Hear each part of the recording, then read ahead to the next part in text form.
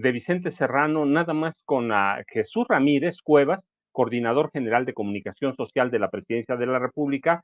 Y antes de que nos come el tiempo, porque tenemos al doctor Isaac de Paz para que ya nos los ha explicado, pero que nos explique de nueva cuenta lo que está pasando, porque es importantísimo. Pero, ¿qué les parece si dejamos a Vicente Serrano con Jesús Ramírez Cuevas, que es el coordinador general de comunicación social de la Presidencia de la República? Por favor, don David, tenemos creo que ya lista la entrevista. Recibirnos en Palacio Nacional, Jesús. Muy bien, pues no te la vine porque es tu casa, es la casa del pueblo. Así es.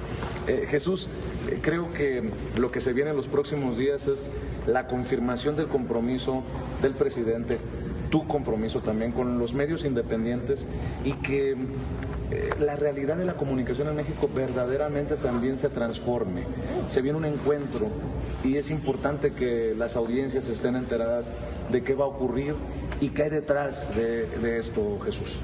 Bueno, como bien lo dices, creo que hay una simbiosis entre el gobierno de Andrés Manuel López Obrador y el trabajo de los comunicadores independientes, libres, de redes, las benditas redes sociales, ¿no? O sea, es quizá una frase que ha acompañado a lo largo de 6 años a este gobierno y antecede pues todo el trabajo que se hizo para vencer el cerco informativo y lograr llegar a la mayoría de la población y que esta decidiera en 2018 el cambio que estamos viviendo, ¿no? Entonces hay una conexión entre el trabajo político y de transformación del presidente López Obrador y el trabajo de las redes. No se puede entender uno sin otro. Entonces el encuentro que se está promoviendo es como una consecuencia lógica de, bueno, atender las necesidades, de escuchar cuál es la realidad de los comunicadores, de los medios independientes, en estas plataformas que no están legisladas, que no existen reglamentos, que nosotros rompimos toda la tradición y dimos entrada en las conferencias de prensa de la presidencia a esta comunicación alternativa. Por cierto, nunca te he agradecido públicamente que nos hayas dado a nosotros el honor en Sin Censura de ser el primer medio independiente, alternativo, de tener una acreditación oficial para las mañaneras. Y eso, pues no tengo con qué palabras agradecerlo, porque para nosotros sí ha significado un antes y un después para los medios independientes, Jesús. Claro, pero es de justicia, no es algo dado. Es algo que se han ganado ese lugar, y la importancia que tiene hoy en día en el debate público, en la construcción de la subjetividad de la sociedad, en la defensa de causas pues, en la defensa de los derechos de la gente, es fundamental. Ya no se puede entender la sociedad actual sin ese actor tan plural que es la comunicación independiente.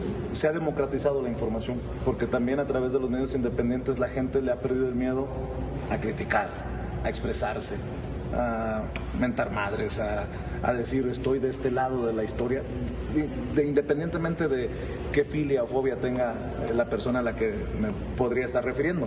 Pero esto es una democratización y es un paso gigantesco también, que ya no hay las verdades absolutas, ni, como yo les llamo, las vacas sagradas del periodismo.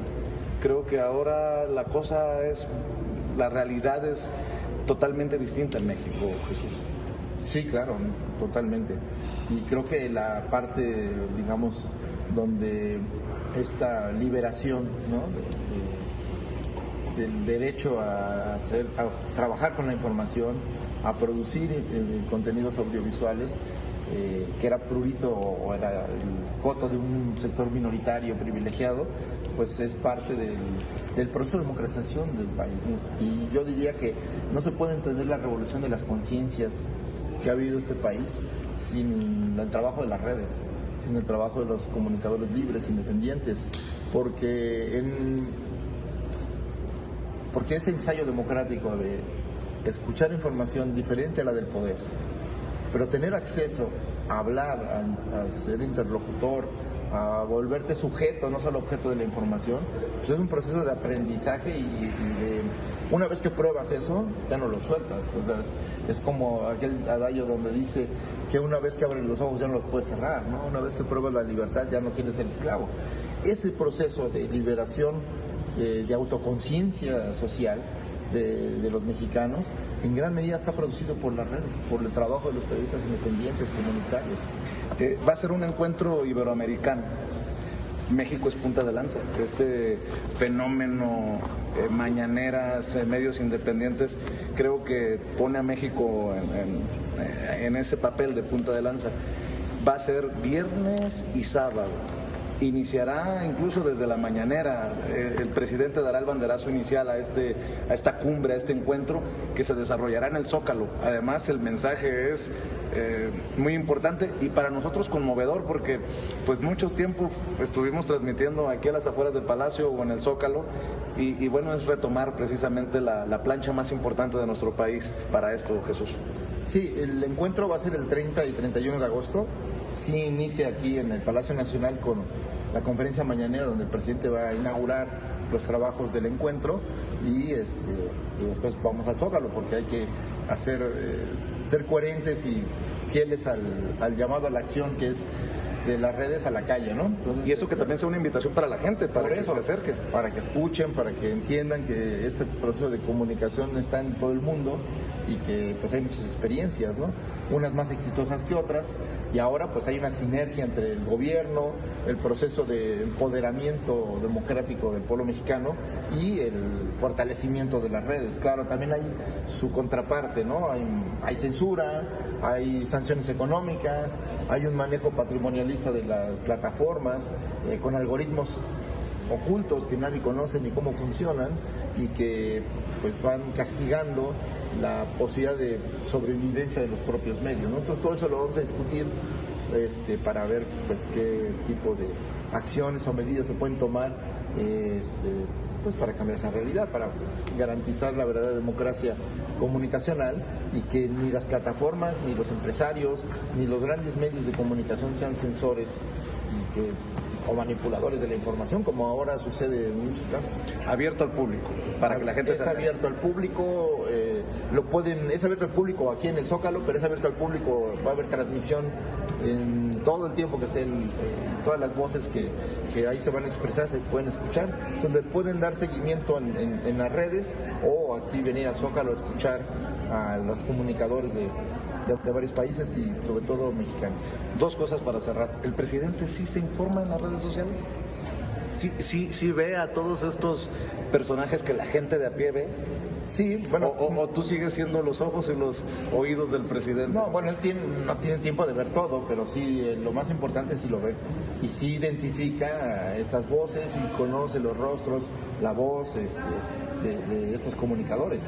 Y obviamente también utiliza también se sirve de estos mensajes cuando son asertivos o cuando son muy precisos o digamos desarrolla la mejor respuesta en un debate o la mejor reflexión en medio de una polémica. Entonces pues ha sido parte de las mañaneras también. Para cerrar, Jesús, una reflexión. Yo a veces le vengo a plantear al presidente cosas, pero le pido reflexiones. Yo te pido para cerrar una reflexión. El antes y el después, ¿qué será? Este sexenio del que ha sido parte fundamental. En unas semanas dejarás tu puesto, el presidente se retirará, pero también vendrán otras mañaneras, porque no pueden ser las mismas mañaneras. Sí, claro. Por el personaje, por los personajes. ¿Cómo reflexionas entre el México que viste, que percibiste en el 2018 y el México que estarás dejando en este 2024, Jesús?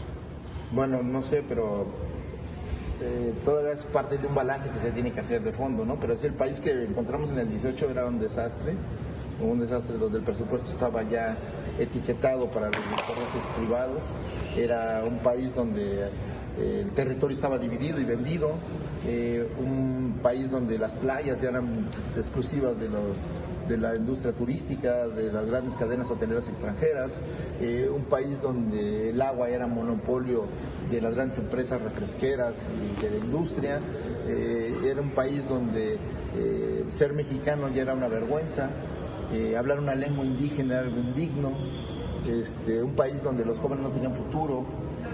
Y creo que pues estamos heredando un mejor país, falta mucho, pero pues lo más importante es que se ha logrado construir un modelo económico alternativo, o por lo menos las bases de un modelo económico alternativo.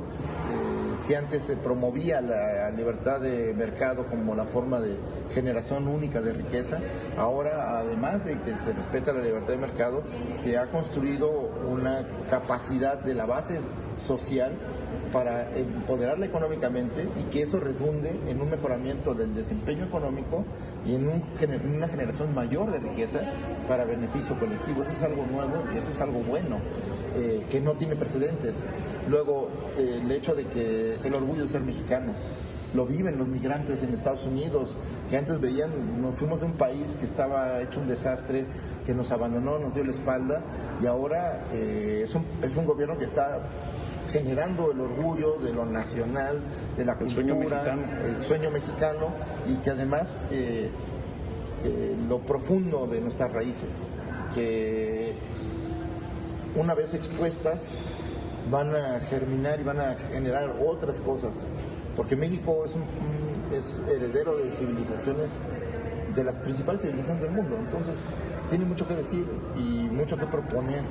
Y creo que eso es lo que se está percibiendo, ese cambio cultural, ese cambio de subjetividad, pues somos iguales a los demás, ya no tenemos que agacharnos. Aunque no sepamos hablar inglés, de todos modos tenemos una cultura que está a la altura de cualquiera y que tenemos una forma de pensar diferente, pero que a lo mejor a nosotros nos funciona.